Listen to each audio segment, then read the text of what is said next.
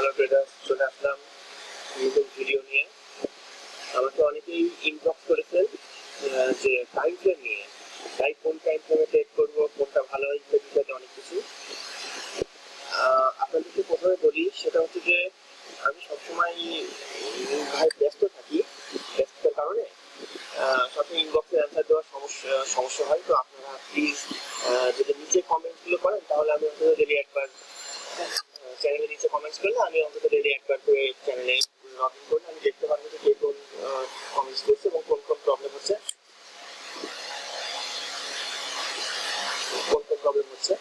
যাই হোক। আর হয়তো সবার অ্যান্সার দেওয়ার সমস্যা হয় বা সবার অ্যান্সার দেওয়া সম্ভব হয় না, কারণ আমি একটা কোম্পানির অফিসার হিসেবেও নিযুক্ত আছি। তো সব মিলিয়ে বুঝতেই পারছেন যে দায়িত্ব, অফিস, নিজের ট্রেড, আপনাদেরকে ভিডিও দেওয়া। ইভেন আমার বাসায় আমি আমার বড় জিনিস হচ্ছে যে আমি নিজে রান্না করে খেতে বাসায় কাউকে কাউকে রাখা হয়নি। তো এই জন্য নিজেকেও রান্না করতে তো বুঝতে পারছি সারাদিন অফিস করে নিজে রান্না করে ভিডিও। তারপরে চেষ্টা করি যে রাত 11টার পরে একটা করে ভিডিও দেওয়ার জন্য। যাই হোক, তো টাইম ফ্রেম নিয়ে কথা বলি। টাইম ফ্রেম আমি আপনাদেরকে সাজেস্ট করবো যে বড় টাইম ফ্রেমে ট্রেড করার জন্য আপনারা যে কোনো টাইম ফ্রেমে ট্রেড করতে পারেন। আপনারা 1 মিনিটের ক্যান্ডেল থেকে শুরু করে 1 সপ্তাহের ক্যান্ডেল বা 1 মাসের ক্যান্ডেল, সব ক্যান্ডেল টাইম ফ্রেমে ট্রেড করতে পারেন। এখন আসে হচ্ছে এগুলো সুবিধা অসুবিধা। ক্যান্ডেল স্টিক্সের টাইম ফ্রেম যত বড় হবে, বড় ক্যান্ডেল স্টিক্সের বিনিয়োগ তত বেশি হয়। যে ক্যান্ডেলের বিনিয়োগ যত বেশি হয়, স্বাভাবিকভাবে সেই ক্যান্ডেলের কনফার্মেশন তত ভালো হয়। ধরেন 1 সপ্তাহের ক্যান্ডেলে যত টিপস ওঠানামা করবে, নিশ্চয়ই 1 মিনিটের ক্যান্ডেল বা 5 মিনিটের ক্যান্ডেলের সেই একই পরিমাণ ওঠানামা, সেই পরিমাণ টিপস ওঠানামা করবে না। 1 সপ্তাহের ক্যান্ডেলে সাধারণত 200-300 টিপস ওঠানামা করতে পারে, কিন্তু 5 মিনিটের ক্যান্ডেলে সর্বোচ্চ 10, 5 বা 15 টিপস ওঠানামা করতে পারে। তো যেখানে 10-15 টিপস ওঠানামা করে সেখানে বিনিয়োগ বেশি, নাকি যেখানে 300 টিপস ওঠানামা করে সেখানে বিনিয়োগ বেশি? অবশ্যই যেখানে 300 টিপস ওঠানামা করে সেখানে বিনিয়োগ বেশি। দ্বিতীয়ত, আমার আপনার মতো সাধারণ বিনিয়োগকারী এক টিপ নড়ানোরও ক্ষমতা রাখে না।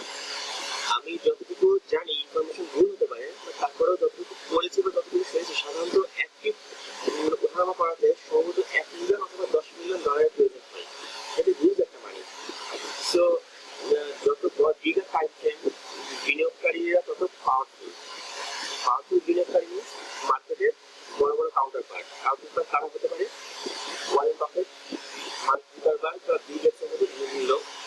জর্জ সরোজ আছে, ওয়ারেন বাফেট, তারপরে এরকম ওয়ালমার্টের ডিজনি ওয়ালমার্ট বা এরকম, এরা অনেক বড় বড় বিনিয়োগকারী। তো এরা হচ্ছে লঙ্গার টাইম ফ্রেমে বিনিয়োগ করে। আমি আগেও যে এক্সাম্পলটা দিয়েছিলাম সেটা হচ্ছে, ধরেন আপনার 1 লক্ষ টাকা আছে, আপনি 1 মাসের জন্য একটা ট্রেডে বিনিয়োগ করলেন বা 15 দিনের জন্য একটা ট্রেডে বিনিয়োগ করলেন। 15 দিন পরে স্মার্টলি 2-3টা ট্রেড ক্লোজ করে 25%, 30% বা 20-25 বা 30,000 টাকা স্মার্টলি প্রফিট করলেন। দেন এই টাকা দিয়ে আপনি দেশের বাইরে না হোক, প্রথম মাসের টাকা দিয়ে 1 মাসের টাকা দিয়ে আপনি দেশের মধ্যে ভালো একটা কি বলে রিক্রিয়েশন ইত্যাদি নিজেদের মধ্যে আনতে পারেন। তো বড় বড় বিনিয়োগকারীরা সেরকম, তাদের সময় খুব কম। সো তারা যেটা করে, তারা হচ্ছে লঙ্গার টাইম ফ্রেমে ইনভেস্টমেন্টের পরে দেখা যাচ্ছে যে 2-3 বা 4 মাস পর হিউজ একটা প্রফিট নিয়ে মার্কেট থেকে বের হয়ে যায়। হয়ে তারা বিভিন্ন ভাবে তারা রিল্যাক্সে কয়েকটা দিন কাটে, আবার নতুন করে বিনিয়োগের জন্য প্রিপারেশন নেয়। এনিওয়ে, সেটা তাদের ব্যাপার, তাদের ইনভেস্টমেন্ট প্ল্যান। তো যেটাই হোক, আমি সাজেস্ট করবো যে বড় টাইম ফ্রেমে বিনিয়োগ করার জন্য, কারণ ছোট টাইম ফ্রেমে সবাই বিনিয়োগ করতে পারে না। স্ক্যালপিং এমন একটা বিষয় যেটা ছোট টাইম ফ্রেমে করা হয়, যে আপনি ইনভেস্ট করবেন, করে মনে হচ্ছে যে আপনার পক্ষে চলে যাচ্ছে, 2-4-5 টিপ যাওয়ার পরে দেখবেন যে আবার আপনার ট্রেড আপনার নেগেটিভে চলে আসছে। তো স্ক্যালপিং অনেকেই পারে, সবাই যে পারে না তা কিন্তু না। স্ক্যালপিং চেষ্টা করলে অনেকেই পারে, বাট আমার মনে হয় যে স্ক্যালপিং খুব ঝুঁকিপূর্ণ হয়। প্রতিদিন মানসিক প্রেশার ইত্যাদিতে অনেক বিষয় যুক্ত থাকে। তো ফরেক্সে আমি এমন অনেকজনকে দেখেছি আমার সামান্য ট্রেডিং লাইফে, স্ক্যাল্পিং করতে যে আস্তে আস্তে আস্তে তারা হচ্ছে হার্টের পেশেন্ট হয়ে গেছে। তাই আমি সাজেস্ট করবো যে আপনারা নিজেরা যেন হার্টের পেশেন্ট না হয়ে যান। স্ক্যাল্পিং চাইতে বড় টাইম ফ্রেম, অনেক স্টুডেন্ট আছেন, অনেকে সার্ভিস হোল্ডার আছেন, তো যে যেরকম ভাবে পারেন বড় টাইম ফ্রেমে ইনভেস্ট করেন। আমি সাধারণত মিনিমাম H4 এবং ডে 1 বেশি ইনভেস্ট করি, কারণ আমার ধৈর্য নাই যে উইক 1 ইনভেস্ট করে অনেকদিন বসে থাকা। আমি একটা ট্রেড, আপনারা দেখছেন যে আমার প্রত্যেকটা ট্রেড H4 টাইম ফ্রেমের নিচে নাই। একটা ট্রেড আমি H4 ইনভেস্ট করি। লাস্ট লং যে ট্রেডটা ছিল সেটা ছিল হচ্ছে আপনার ইউএসডি জাপান, যেটা আমি ইনভেস্ট করেছিলাম। এই মুহূর্তে আমার কাছে খুবই দুঃখিত, আমার কাছে কোনো স্ক্রিনশট বা ইনভেস্টমেন্টের কোনো স্ক্রিনশট আমি আপনাদের দেখাতে পারছি না, কারণ সেগুলো রাখি নাই। তো আমি যতটুকু মনে পড়ে, আমি গত জুলাই মাসের 17 তারিখে ইউএসডি জাপান সেল করেছিলাম। সেল ট্রেডে ধরার পরে এটা গত সপ্তাহের শেষ দিন অথবা গত বৃহস্পতিবার, দ্যাট মিনস প্রায় 22 দিন পরে আমার ট্রেড হিট করেছে এবং 300 পিপসের বেশি, 310 পিপ আমাকে প্রফিট দিয়ে গেছে। এবং আপনাদের যেটা ট্রেড আমি দেখেছিলাম সেটা হচ্ছে যে নিউজিল্যান্ড জাপান, সেটাও দেখেছেন যে হচ্ছে প্রায় 15 দিন ট্রেড হোল্ড করা ছিল। আপনাদেরকে সাজেস্ট করবো যে আপনারা, আমাকে অনেকে মেসেজ করছেন যে ভাই আজকে কি ট্রেড, আজকে কি ট্রেড। এটা হচ্ছে আপনাদেরকে বুঝতে হবে যে আজকে কি ট্রেড, এটা হচ্ছে আপনাদের সম্পূর্ণ একটা ভুল মেসেজ। প্রতিদিন ট্রেড করতে যাবেন, প্রতিদিন ধরা খাবেন। আজকে কি ট্রেড বলে কোনো কথা নেই। ট্রেড আপনার 1 সপ্তাহ পরেও আসতে পারে, ভালোভাবে শুনেন, ট্রেড আপনার 1 সপ্তাহ পরেও আসতে পারে। ওকে, আচ্ছা, আজকে ট্রেড গতকাল আমি একটা ট্রেড পাইছিলাম, সেটা ইউএসডি সিস্টেম।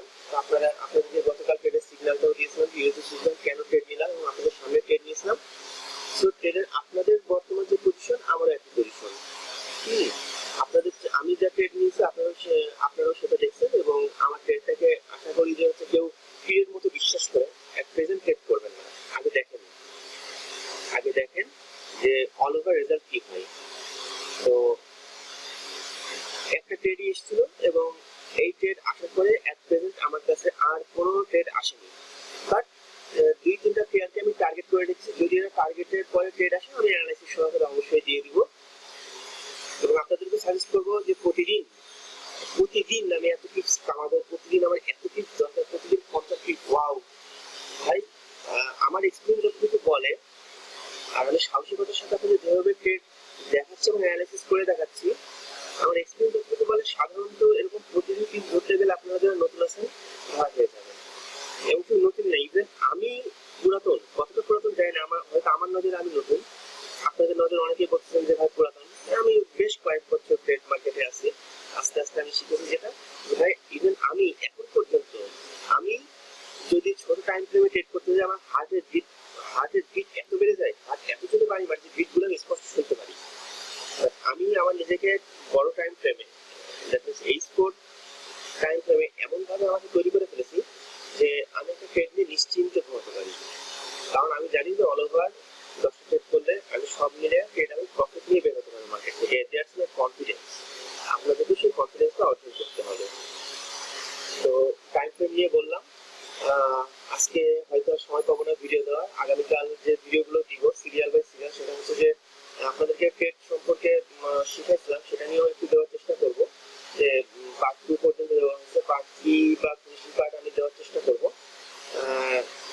এরপরেও যে বিষয়গুলো থাকবে সেটা হচ্ছে যে সিগন্যাল নিয়ে আমি কিছু বিষয় দিব, যে সিগন্যাল কিভাবে তৈরি করতে হয়, বা সিগন্যাল আসলে আমাদের নেওয়া উচিত কিনা, বা যারা সিগন্যাল প্রোভাইড করে তাদের সাথে আপনাদের কিভাবে কমিউনিকেট করা উচিত।